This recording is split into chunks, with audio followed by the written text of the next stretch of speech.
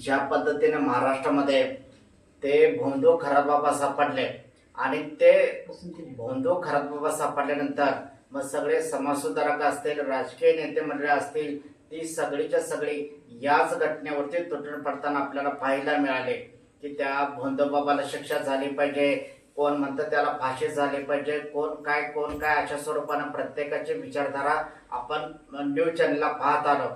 पण मला खऱ्या अर्थाने या ठिकाणी एक खंत व्यक्त करायची आहे की आज महाराष्ट्रामध्ये केवळ 2000 कोटी रुपये खर्चाला नाहीत म्हणून महाराष्ट्र सरकारनं मराठी शाळा बंद केल्या. हा निर्णय घेतला आणि नाशिकला कुंभमेळ्यामध्ये त्या साधू महाराजांना बुवांना चिलीम आणि गांजा ओढायसाठी 14,000 कोटी रुपये खर्च करण्याचं ठरवलं. मग एका बाजूला 2000 कोटी रुपये नाहीत म्हणून मराठी शाळा बंद करायच्या आणि दुसऱ्या बाजूला भोंदू जे खरातबाबा सारखे आहेत सगळे त्यांच्यावर 14,000 कोटी रुपये खर्च करायचे. हा नेमका मेळ बसवायचं कुठं हे समजत नाही.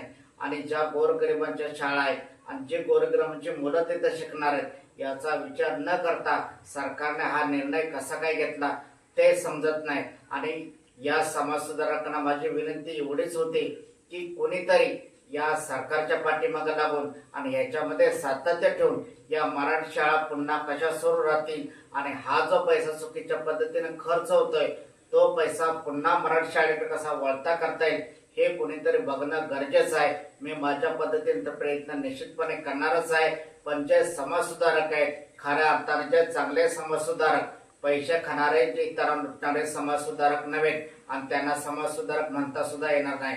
जे खरे सामाजिक काम करणारे ज्यांच्या शब्दाला वजन आहे अशा लोकांनी याच्यामध्ये जर काम केलं तर खऱ्या अर्थाने गोरगरिबांची मुलं शाळा शिकतील आणि त्यांच्यावर कुठेतरी चांगले संस्कार होतील. ते पुढे कुठेतरी नोकरीत जातील आणि आपल्या आई वडिलांना सुखाचे दिवस आणतील. यासाठी